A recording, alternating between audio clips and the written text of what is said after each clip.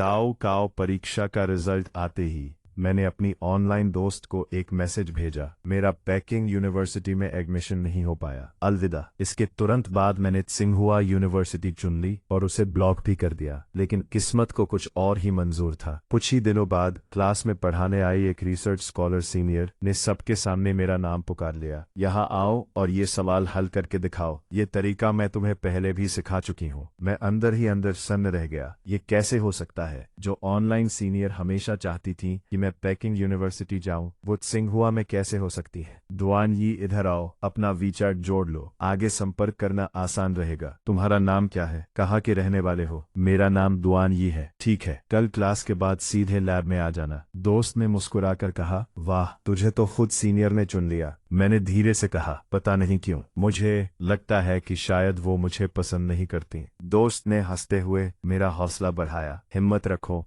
Research team में तुम्हारा पहला दिन है। मैं भी मुस्कुरा दिया। तुम्हारी बात सुनकर लग रहा है जैसे मैं सच में कोई रिसर्चर बनने वाला हूँ। सीनियर बोली, आ गए, बैठ जाओ। तुम 1 मिनट लेट हो। सॉरी सीनियर, रास्ते में थोड़ा समय लग गया। पहले इस डेटा को साफ साफ लिखो, फिर सभी यूनिट्स दोबारा चेक करना। जी, उन्होंने पूछा, कहाँ समझ नहीं आया? ये हिस्सा समझ नहीं आया। उन्होंने धैर्य से समझाया, संवेग संरक्षण, मोमेंटम कॉन्जर्वेशन के सिद्धांत के अनुसार ऐसे हल करेंगे। अब समझ आया?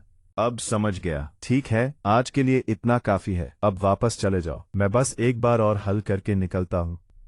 लैब की चाबी सिर्फ मेरे पास है। क्या चाहते हो कि मैं भी यहीं तुम्हारा इंतजार करती रहूं?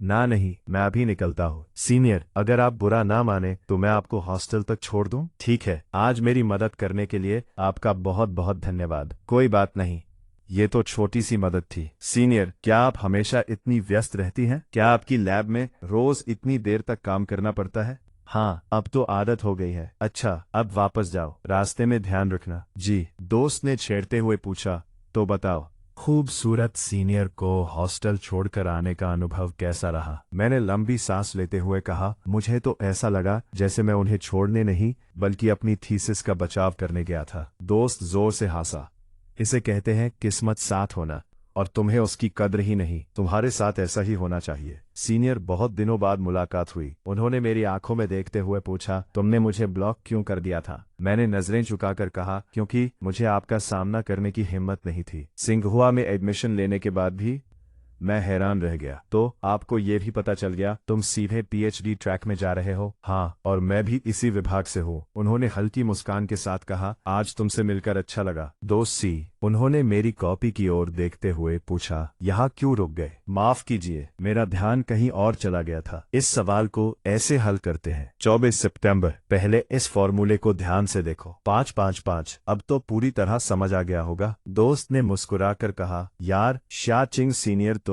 सच में बहुत ही प्यारी और नरम दिल है। 5-5-7। और तुम्हारी वाली सीनियर कैसी है? 5-5-9। काबिल तो बहुत है, लेकिन कभी कभी ऐसा लगता है जैसे वो इंसान नहीं बल्कि सवाल हल करने वाली एक भावनाहीन मशीन हो।